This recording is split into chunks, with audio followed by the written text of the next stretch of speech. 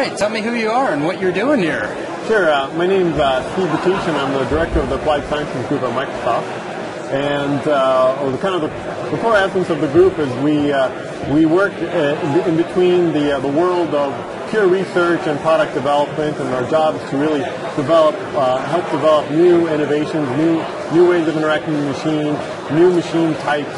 And in this concept, what we'd like to try to do is kind of further explore the keyboard space and how we can kind of push the boundaries around the keyboard space. It doesn't exactly have to look like what you see here today, but the concepts that you're seeing here today are really exciting, and there's a lot of gems that can evolve and tree out to many different types of ideas and concepts. This latest iteration is a really cool concept where we've taken just a full liquid crystal display and designed some really interesting special keys that move all the key hardware, the mechanisms that move the keys up and down off to the side, and allows you to actually peer down through the key and onto the display.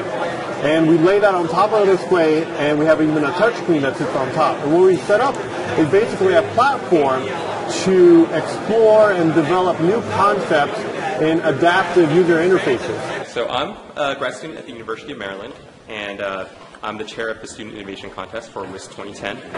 And what is WIST for people who don't know? So WIST stands for User Interface Software and Technology, and it's a conference where people showcase software and hardware for new interactions and new user interfaces. And what are we doing in this place? And this is where we're setting up right now for the Student Innovation Contest.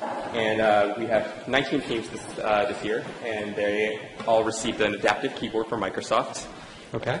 And they're getting prepared to demo their projects, and the winners of the contest will receive cash prizes and a lot of recognition, hopefully. So my name is James McCloskey. This is Kevin Crossan. We're from UCSD, the University of California, San Diego, and we built this computer system. So right now, Kevin, I guess if you set up the streaming real quick. What I have is my laptop is hooked into this computer. So this computer acts as a podium, and what it does is it takes touch input. So if I was teaching a class, I would have this as my slide, and then I'd be able to advance. And as I do that, the podium advances. And then for our keyboard project, we have the slides populate here. But this is also a touch screen. So we can change colors, and then change the gradient and the pen size, and then draw on our slides. So we can say we are simulcast lectures. Okay, and then I continue. And the current system, professors will take their laptops and they plug them into projectors. And what we do is we go in between. We are this process right here. So the problem, some stuff going on. I'm not going to explain it, but let's just say that's a check or a V. Ta-da. And then our solution, we take a laptop, plug it in. We did some magic in the middle. There's a touch screen. And then it goes out to a projector in the class, and it's streamed live.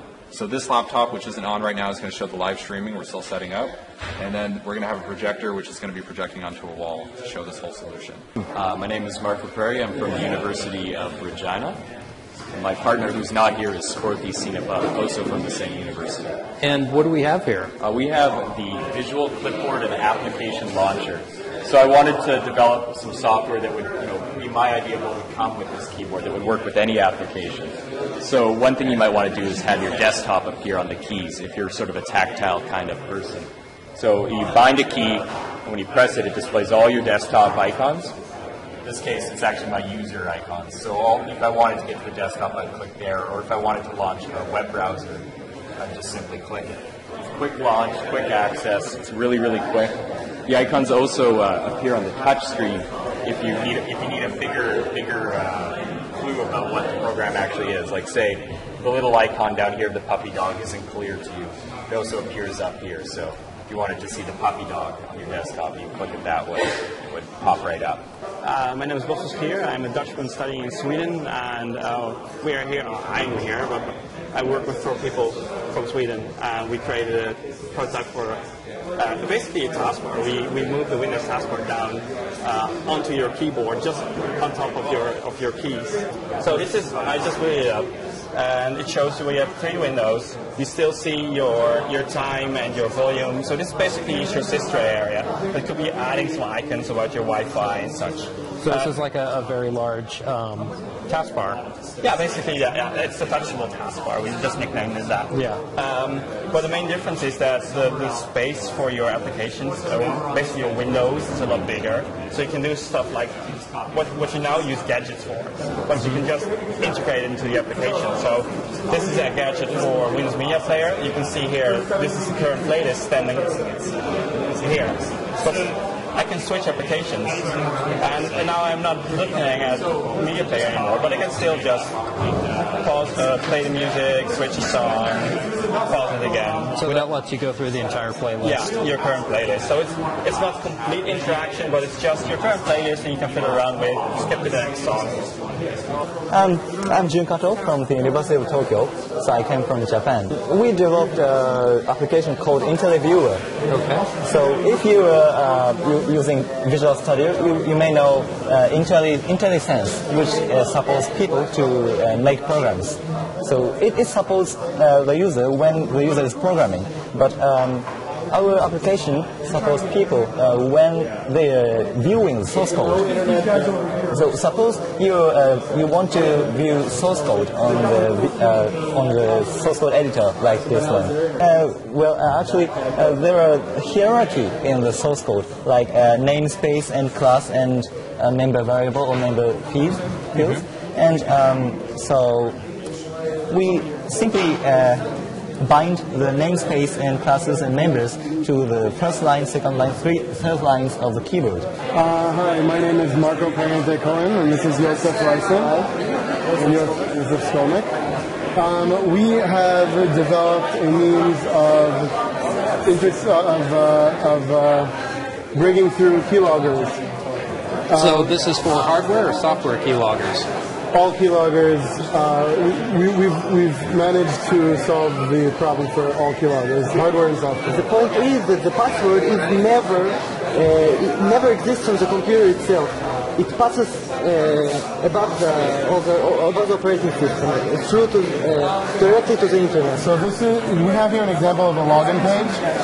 Any random login page. It's a standard username and password box. Okay.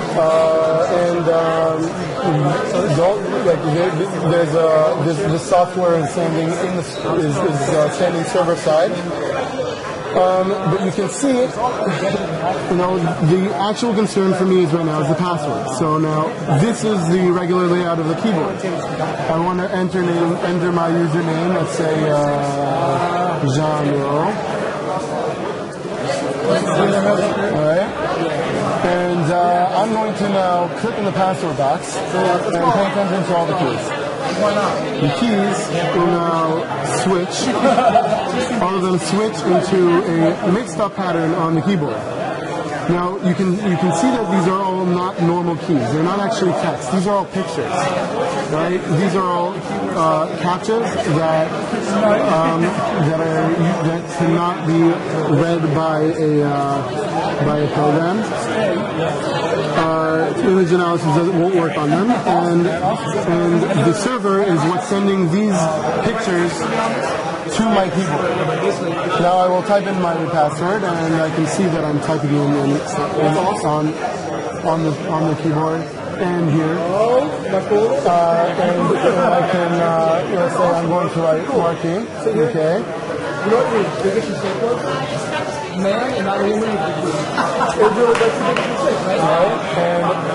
this is what I just typed in. Now you can see that where I typed in, it's not the same spaces on these keys. So the server can also read what I wrote. The key sitting on the server, and in such a way we tunnel everything from the keyboard that the user actually types onto the server and. So how do you tunnel straight from the keyboard to the server? So since the keys, we don't change what the keys are, but we get a random layout of new keys every single time for every new session. So the user is always typing in a different series of letters that is not actually what he typed. He thinks he's typing something. The keyboard's sending something else. The server knows what it sent and can use the key to unscramble what was written, and the server knows that that's the correct password. Very nice. So it's a different password every time, except it's correct to the server. Correct. Yes. This is Andy Maluzzi. I'm Richard Ty. We're from Rose-Hulman Institute of Technology. And our project is instrumentation interface optimization. So this is controlling. This is actually a real-time system over here. The same kind of real-time system that would control this large hadron collider over in CERN. And we just have set up right now just a little resistor feedback node. And it runs an operating system called LabVIEW Real-Time, and its programming language is National Instruments LabVIEW. And what we wanted to do is we wanted to make this keyboard, which is object-oriented and event-driven, work with National Instruments LabVIEW, which is data flow and graphical. So what we did is we wrote an API that would allow us to create buttons where you can actually see if you press a button, it'll update. And all this is actually running on that device, not actually on the computer. The computer's just for showmanship. And we can also enter numbers and then update, and it will control the voltage and the current going through those resistors.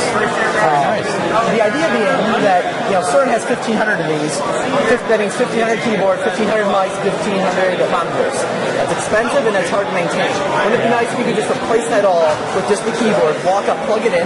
So our API controls all the communication, doesn't stop the system if it's disconnected, and it basically just makes it work for someone to come in and fix it. Our initial implementation was to also have an edit mode for this, because LabVIEW's graphical, we could easily replicate that on the keyboard with the touchscreen. And then you can drag and drop and place your indicators into your controls and actually program it. So say you're off in timing a bit, you can come over and plug this in,